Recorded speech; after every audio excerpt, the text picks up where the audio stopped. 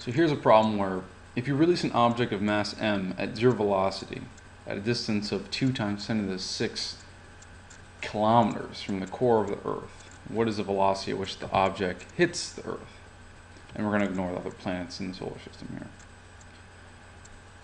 So you're given that you're releasing this object at no speed really.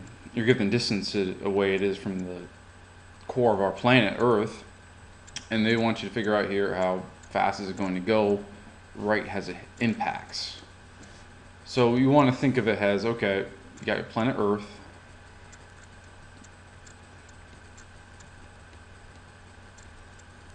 and our object is, just released from planet Earth, and it's going to travel this distance, and it's going to impact at some point. So this distance they give us here is this distance right here. Well, really, it's the distance from the object to the very core of Earth.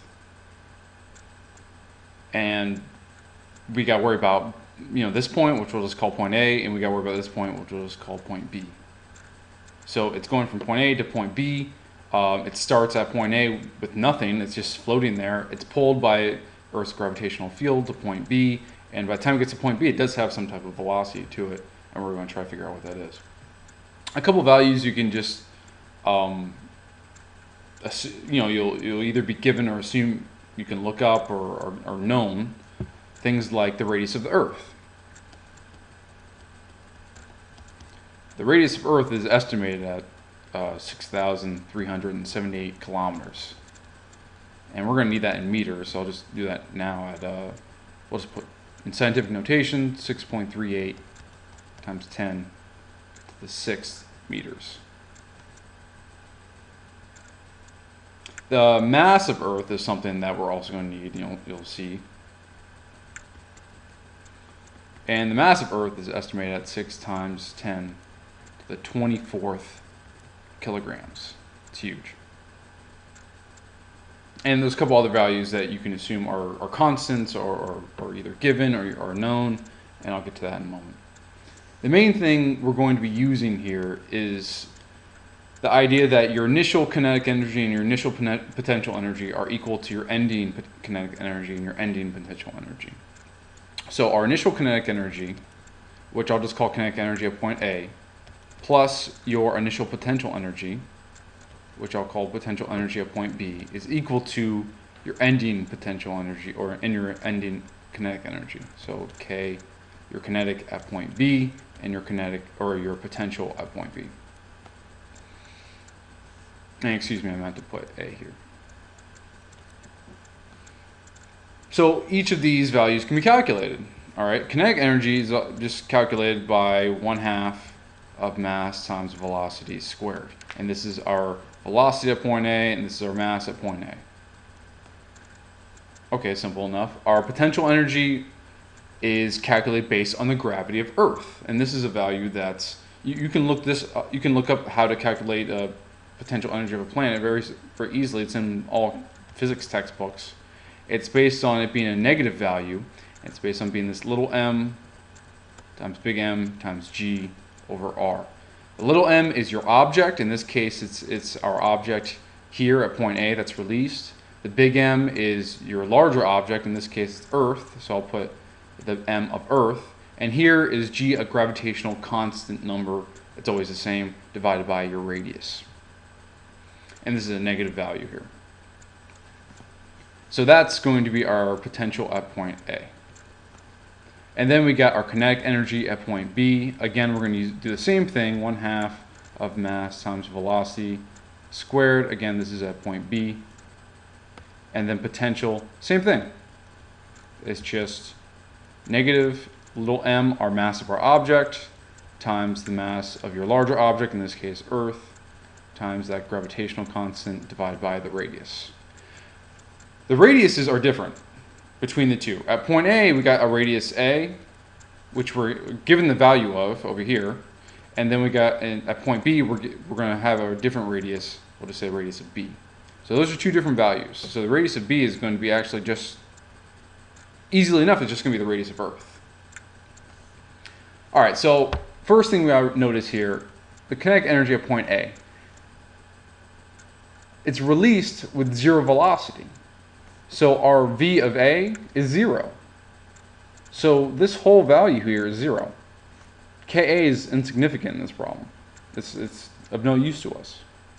Potential energy at point A is very important. We're going to calculate that out. Kinetic energy, it's also very important because we need to calculate the velocity. And then potential energy at point B is very important also. So what you can do now is you can just forget about Ka, and we can plug in all these other values here. So if we do that, if we just plug in everything and just write it all out, we got A minus mass of Earth. This is the mass of our object, remember. G is just a given gravitational constant, which I'll write out in a second. This is equal to plug in KB.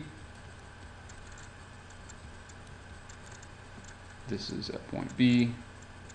And then plug in U of B. Since it's negative, I'll just put minus over radius at point B. All right.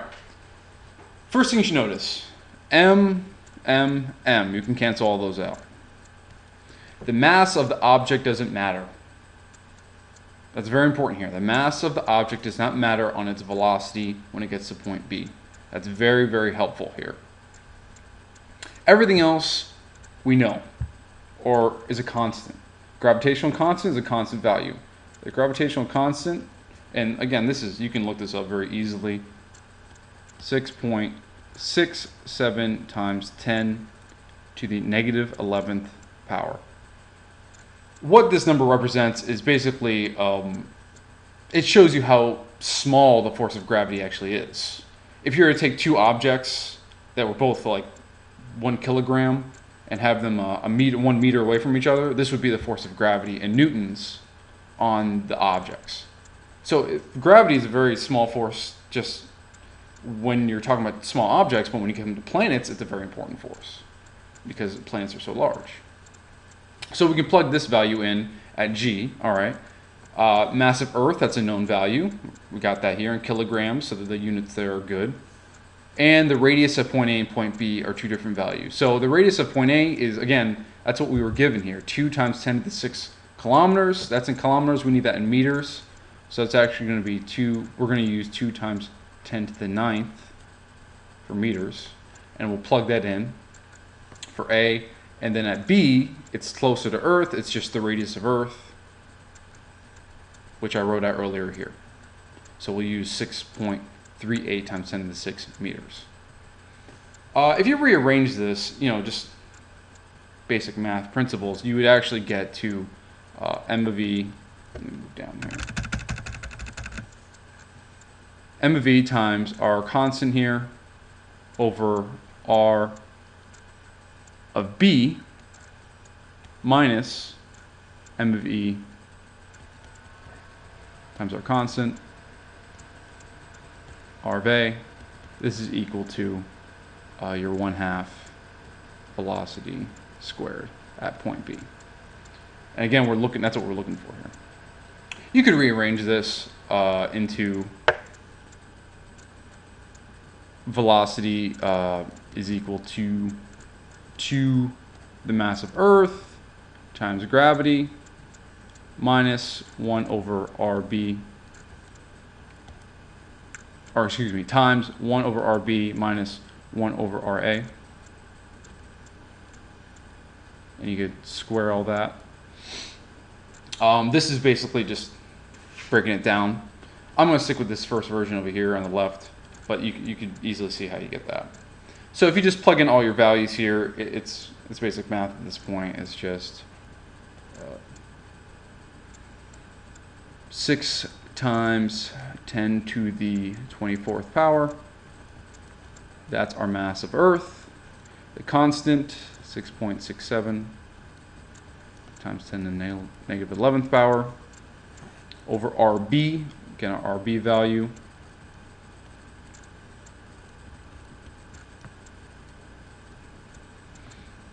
And you subtract that from 6 times 10 to the 24th kilograms, again the mass of Earth, times the gravitational constant.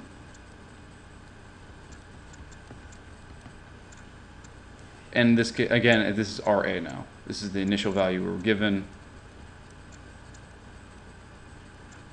And that will give us, that's equal to still 1/2 velocity squared. So again, you know, just basic math at this point. This comes out to, this whole value comes out to 6.27 times 10 to the 7th. And you subtract that from, this whole value comes out to 0.02001 times 10 to the 7th. You know, you just 2 times the square root of 6.25 times 10 to the 7th. And that will give you your velocity, excuse me, which is equal to 11,180, or 1.1 times 10 to the 4th meters per second. And that's it.